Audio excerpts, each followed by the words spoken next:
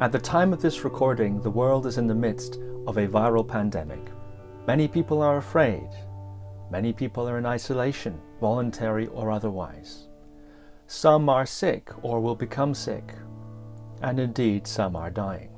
In this special series of the Guru Viking Podcast, I ask my guests how to work with fear, anxiety, and panic, how to work with isolation, how to work with sickness and death, and how to help others who are also having those experiences. Neither I nor my guests are medical professionals, and this podcast is not medical advice. Fear, sickness, and death are perennial human experiences, and it's my hope that these episodes will be of use not only to those who are being affected now by this situation, but also of use to others beyond it. Dr. Nida, thank you very much for joining me on the podcast. Thank you for inviting me. So let's get down to it. I know you have a huge amount of knowledge in both the areas of medicine and in the areas of meditation and health in general. And at this point, a lot of people, I think, are frightened. There's a lot of fear, a lot of anxiety, and maybe even a lot of panic. Mm-hmm. Would you say to somebody who comes to you and says, Dr. Nida, I'm frightened, I'm anxious, I'm panicking? I think firstly, it's important we should know that, epidemic disease or pandemic, it's not only the first time in human history, In human history, we had this everywhere. And one of the worst one is 1918, Spanish flu. And I think most important is we remember the history and we learn from the history. And so we know that this kind of, pandemic can happen. And we should see as, something normal, Of course, many people, they think it's, completely something new and, nobody's ready for this. Of course, compared to 1918, we are much more ready, through internet and, this social media connections and so on. And recently we are talking about social distance. So we can call it a physical distance, but I don't see it as a social distance. Somehow this virtual socially we are much more connected. So that's why I think it's very important to be informed, to have more clear informations, and also what we can do, for now, instead of just a panic, just keep calm and think clearly. So the most easiest thing what we can do is stay indoor, So stay inside. Yeah, stay inside. Like Evan said, stay inside, stay indoor, and this is the most practical thing, And so with this, we can break through this, the process of the infectious, and that's why. That's why instead of people are just panic, I think it's better to think clearly and to have also very essential information, very, very essential informations. Because the problem is there's so many different kind of news going around and people are get confused. Confusion is the problem. And then, of course, there's always people always have different views. For example, in Italy, there are some artists, they are kind of against this, social distance, staying indoor, these things. And they don't have any medical, background or knowledge. And of course, they are speaking more like artistic way or philosophical way. So these kind of things are dangerous. That's why we have to be careful with the information. And the most practical thing is stay indoor. And that's the most important thing. So people should not panic. If somebody is at home following that advice and still they find themselves feeling a lot of fear, waking up in the morning, feeling fear, staying up late at night, feeling fear. They are taking the right advice, but on the other hand, there's fear Okay. that it's Yeah. difficult to get rid of. Do you have any advice for someone in Yeah, that yeah. situation? So, okay, let's put this way. Step one is stay indoor. I think that's very important. And then the second question, exactly what you are saying. They are already indoor and they don't know how to handle their emotions, you know. Yeah.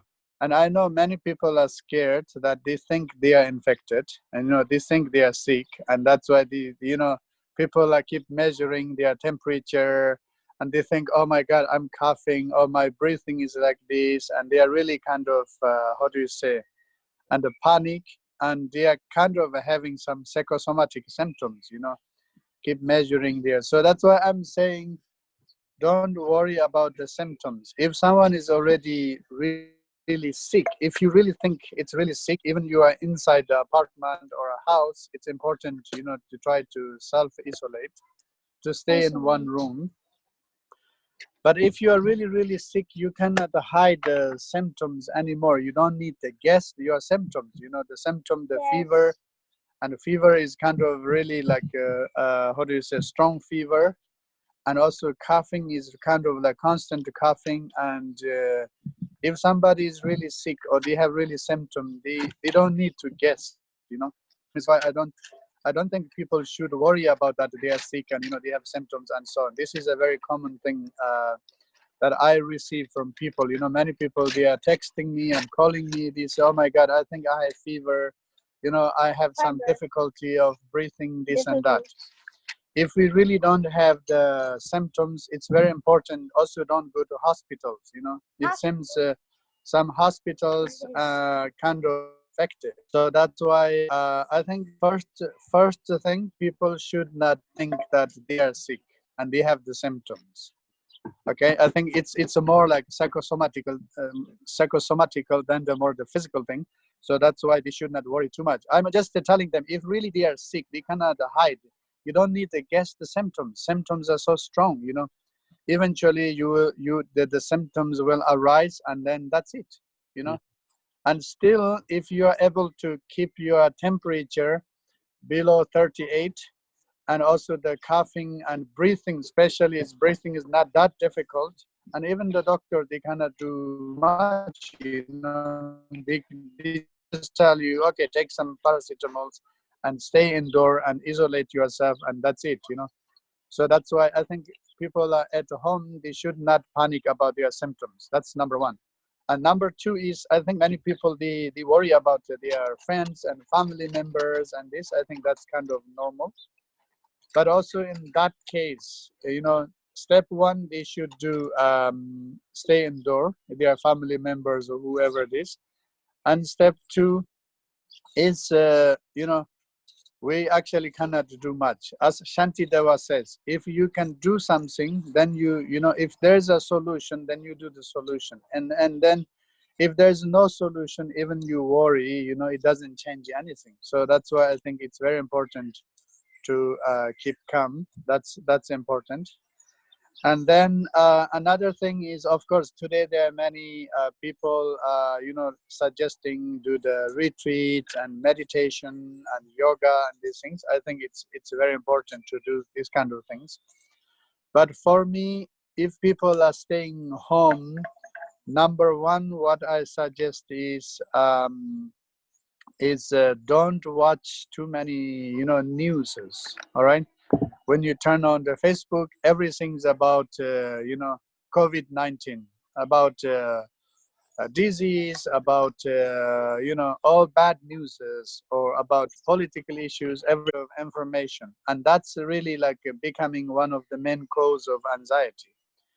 And of course, also people should be informed. You know, maybe you just watch the news every evening. I don't know, like 1 hour, just to make sure, you know, which areas are more affected, which countries are more affected, and this kind of thing. And beside that, I don't think they should watch too many news and this, you know. I'm also talking with a few patients online, and so I was told by a few patients, they said the more they hear the news, the more they watch the news, and you know, they get panic, and then they can't sleep, and then they really feel their symptoms are getting worse, you know. So both patient and health people, I don't think we should watch too many newses, and I think that's really, really important. Beside that, I'm just telling people, just try to distract themselves more, watching good movies, nice documentaries, and reading books, or as I'm just saying, normally we always tell people, don't get distracted, focus, be focused, concentrate, and do meditation, do yoga, all these things. But when people stay in the home, we need good distractions, play with kids and do silly things, and just try to forget all the bad stuffs. And then other thing also, many people, they are worried about their work, their income and their business. I can understand that, that's something very important. But also the other hand, our life is more important than anything else. Our life is more important than business. Our life is more important than work. And I'm sure if we are healthy and somehow we can make our life, we can find a way of survival, and so that's why I think also people should not worry too much, about their work and business and these things. I'm sure we can find a way, for new way of business, new way of work or whatever, job and these things. And as Tibetan medicine says, the most important is health. Once you have the health is like a root for the tree. Once you have the health, and then your spiritual part or your business or whatever. So anyway, so that's why I think also, you see so many people that they showed that their life and health is more important than their business and work. I think that is a very, very good sign. That's exactly what Tibetan medicine always says.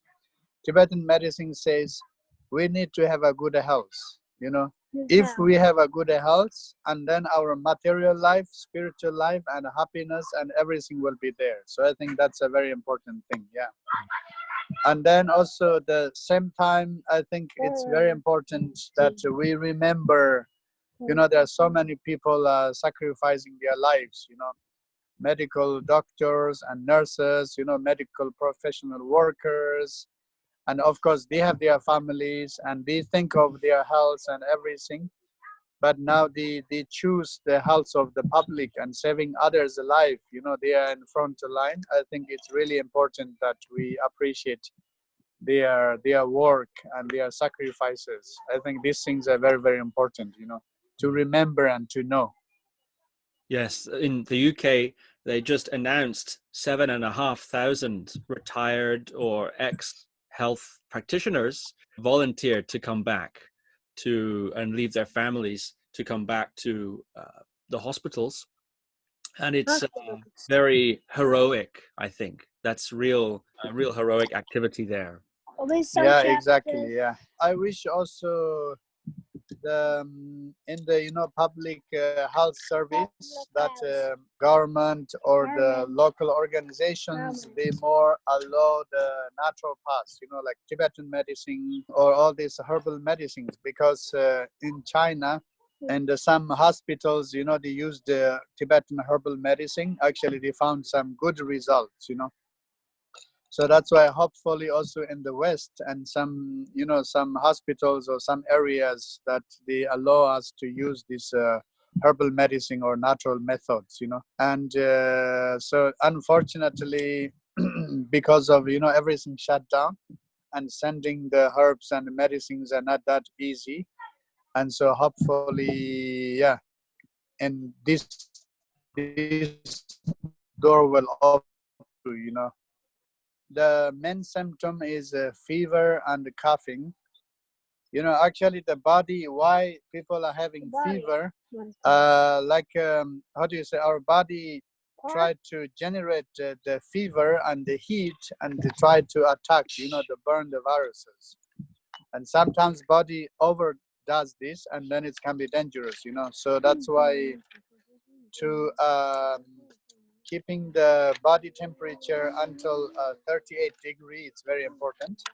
And many people, once they are diagnosed that with the COVID-19, so many of them, they are taking like paracetamols, and they try to keep down their fever.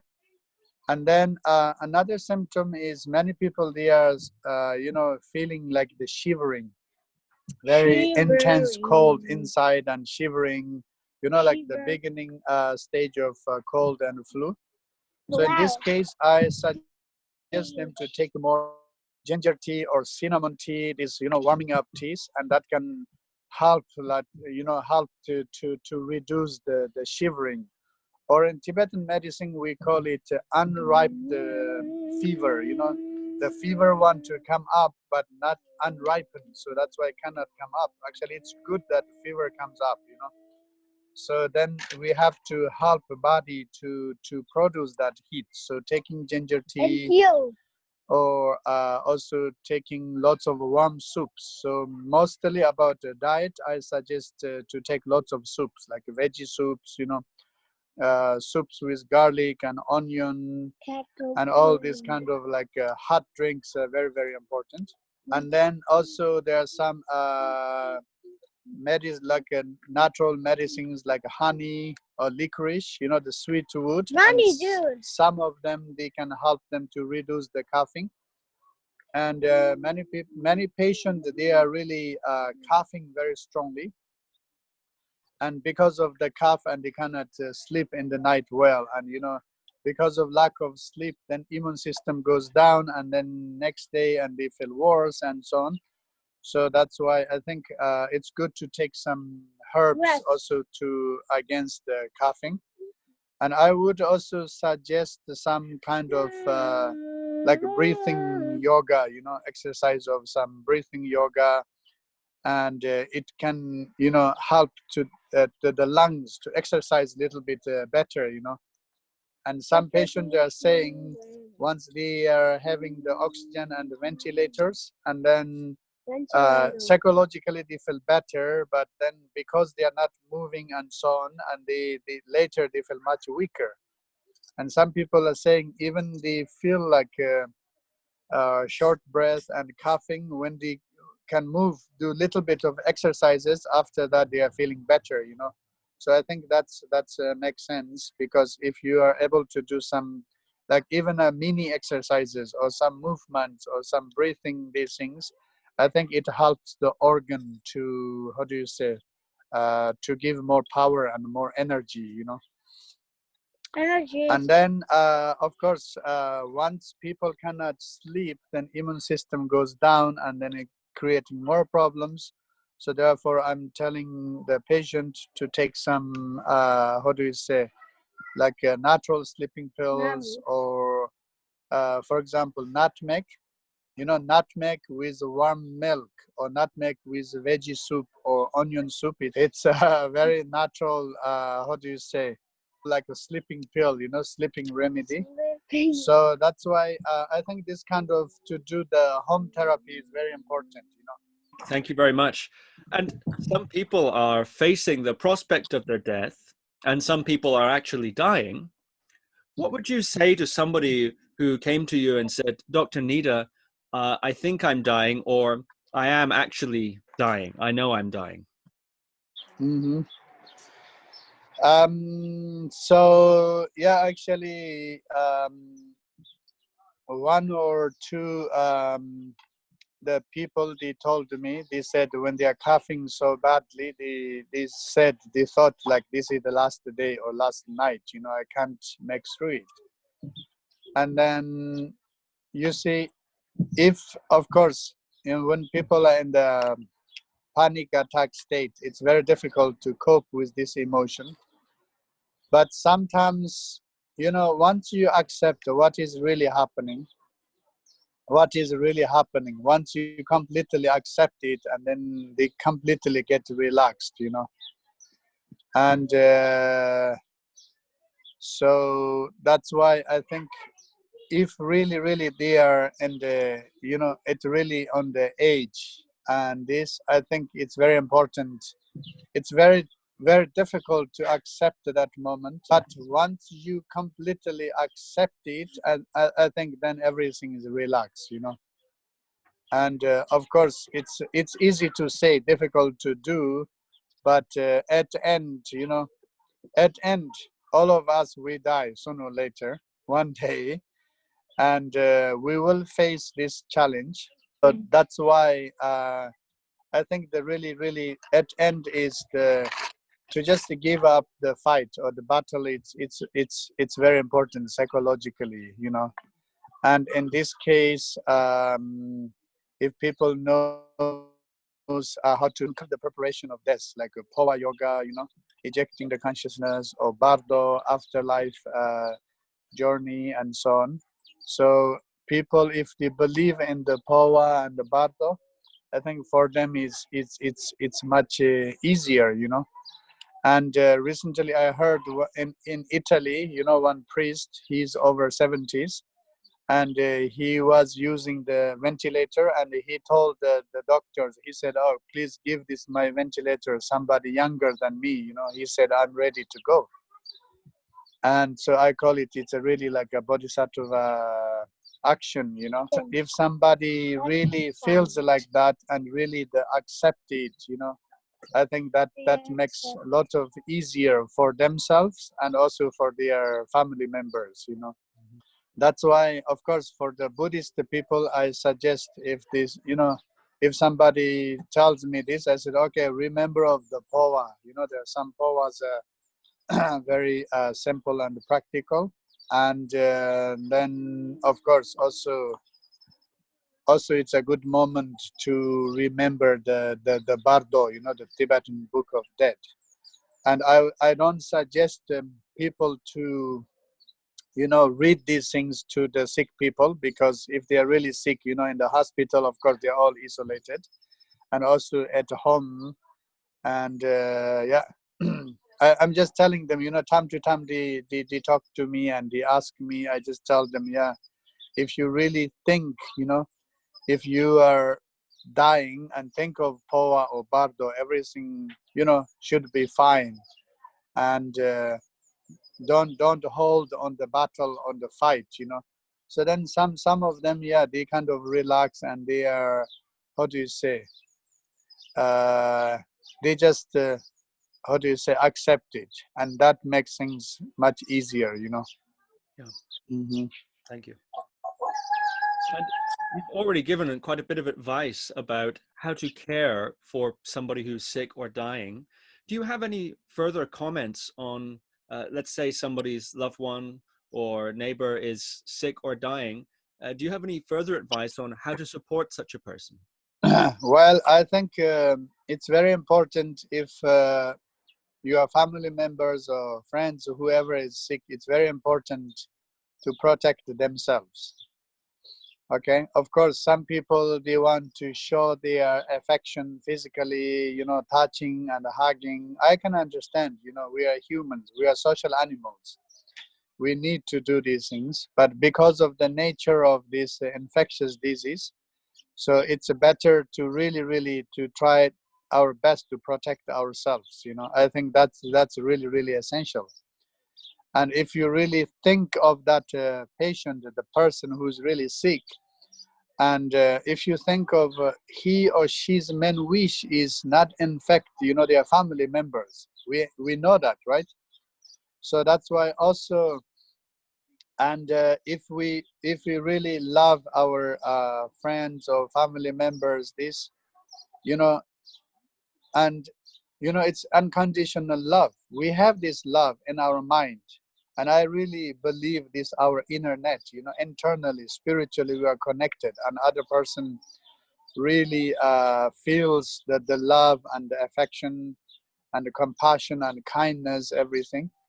And so that's why, how do you say, we really should not, how do you say, risk ourselves, And I know there are some, how do you say, spiritual teachers, they are saying, oh, you must have faith in the Buddha and Dharma, and the protectors, and don't worry about physical things. I disagree, these kind of advices. Those are really dangerous. We need a spiritual, we need a spiritual belief and trust and the faith. So we need a psychological support, and psychological, understanding. And we need a mental hygiene. And also it's very, very important to the physical aspect, the hygiene, and to protect ourselves. And so that's why I was a little bit surprised. Some Buddhist teachers are saying, oh, just to have faith in the Buddha and protectors and you'll be fine. And don't worry about the physical, your self-protection and the hygiene and these things. I was really, really, really shocked to hear these kind of things, because they really have no idea. And this is, many people are saying this disease is like a normal flu or this and that. Actually, the one I saw from my patient, it's much more than a normal flu. It's really, really, really, really nasty. And so that's why the family members, it's really, really important to protect themselves. And we can always express our love and our kindness, and in a smart way, in a smart way. So that's why it's a very, very important moment that, to be smart, of course, to be compassionate and also to be kind, and very important to be smart, right? So one example is like UK Prime Minister, he was shaking hand of everyone. He said, oh, it's an important moment to shake everyone's hand. He's right, this, but now he tested the positive. So now he's sick, and even he want to help others, he has so many limitations. Of course, he says, okay, I do self-isolation and helping this. I can understand that. But if he avoided the handshaking, maybe he could prevent it himself. And then he could have done better job for the public, I'm not just criticizing him, but I'm just telling us an example. And so it's important to protect ourselves. Yeah, thank you. Last question on the matter before we wrap up the episode. You've already given some advice about what to do if one finds oneself in extended isolation. You've talked about resting, you've talked about enjoying distractions, watching good movies, playing with family, and so on. Do you have any further comments for people who may find themselves in an extended period of seclusion or isolation? Or have you said everything that you want to say about that already? Well, in the Buddhist philosophy, they always talk about these 4 mind-changing points. And number 1 is the difficulty achieving human life, or the value of a human life. And this virus really reminded everyone that our life is so precious. Nothing more precious than our own life. So that's a very good reminder. And the second one is impermanent, especially impermanent of death, So I think it's a perfect reminder about the death. And then, complication of the life and samsara, and then the karma and the cause and the effect. And also,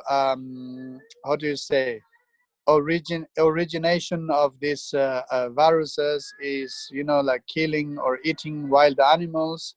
And we know the MERS and SARS, they are coming from camels and snakes and bats. And I think it's very important we learn those lessons, I always say, good experience, it's a good life, but bad experience, it's a good lesson. I think it's very, very important that we learn this lesson, and we really reflect about the meaning of the life, what is really important in the human life, and what are so essential. And we see we are all connected. It's not only humans are connected, also, our life is depending and connected with animals and wild animals. And so important that we respect those animals' life. It's not like every living creature is just, we kill them and cage them and eat them like a food.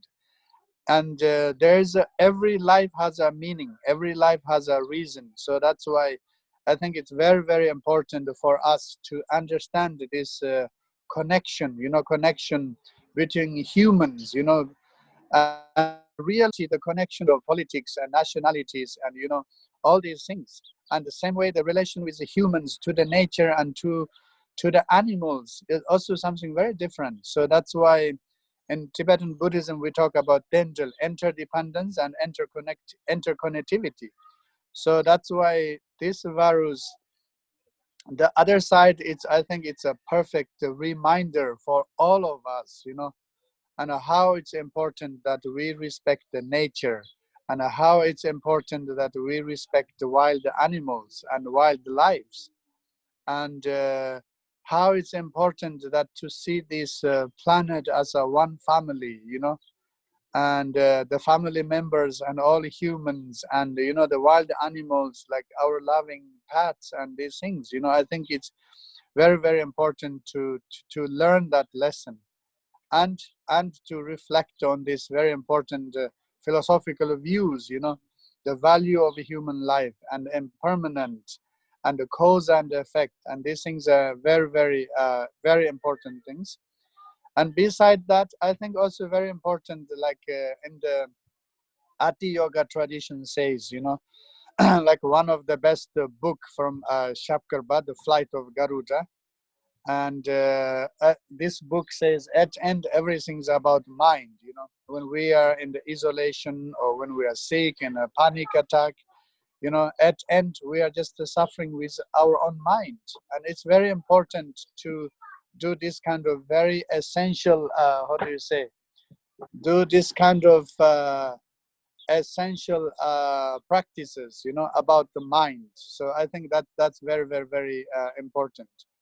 And I often say our mind is like a movie, and watch that movie, watch that movie. And then we see and we realize the nature of the mind, how the fear and anxiety and depression, these things, how they are arising, how they stay, how they disappear, These are like the waves of the ocean. So if we're good to watching all this, our emotion and coming and going and coming and going, really facing it, and then we can experience Rigpa, the ultimate nature of mind is beyond of all these, afflictive emotions, the fear, the panic, and all the sadness and all these things. So I think that's why it's very important to do this type of meditation. Dr. Chenagtsang, thank you very much. Okay, thank you. All the best. Thank you for listening to this special edition of the Guru Viking Podcast. For more information and more episodes in this series, visit www.guruviking.com.